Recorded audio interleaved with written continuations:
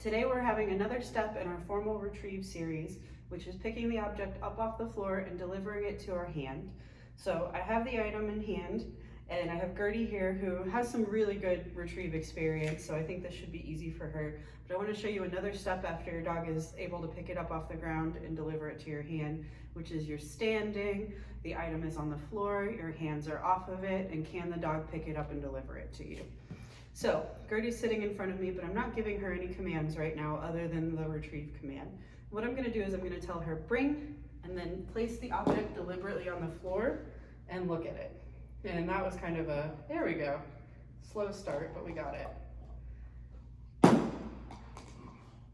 Yes.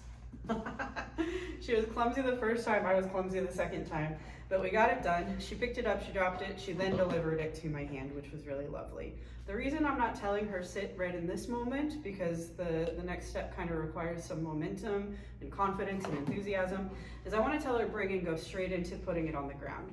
I'm not necessarily dropping it or throwing it across the room. I don't want a playful retrieve where she's shaking it and killing it and chomping on it. I want this to be somewhat calm, but at the same time, I want her to have enthusiasm. And she does. Okay, so we're gonna tell her again, bring, and then deliberately place the object on the floor. Yes. Oh my goodness, can you do it again? Yes, good girl. Yes is gonna happen when the object is in my hand. That's the end of the command, and that's what's gonna signal the reward is coming. Bring. Yes, good girl.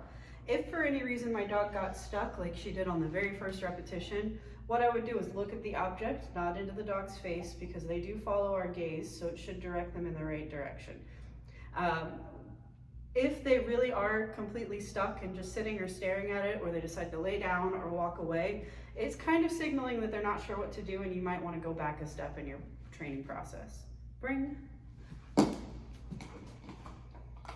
Oops, clumsy mouth. Yes, good girl. Now that I've got the enthusiasm and the motivation and she's ready to go, I am gonna start to ask, hello crazy, I am gonna start to ask for her to do something and watch the item hit the floor before I ask her to retrieve it. So she's sitting, I'll remind her, sit. I'm gonna set my object down. Gertie, bring. So clumsy we are. Oh my goodness. Yes, good girl. Lovely. And what this does is it creates a little more of a pause between when the object hits the floor and when the dog goes for it. And I like them to be slow and thoughtful about this. I don't want it to always be playful and crazy, because if they're bringing my glasses or my phone, we don't want chomping or shaking it around. Sit. I'm gonna set the item down first. Bring. Yes, that was a smooth one. I like it. Good girl. Heel. Good. Sit. Bring. Yes. This is also where we can start to add some distance to our retrieve. So since she's doing extremely well right now. Gross. You good? Okay. Sit.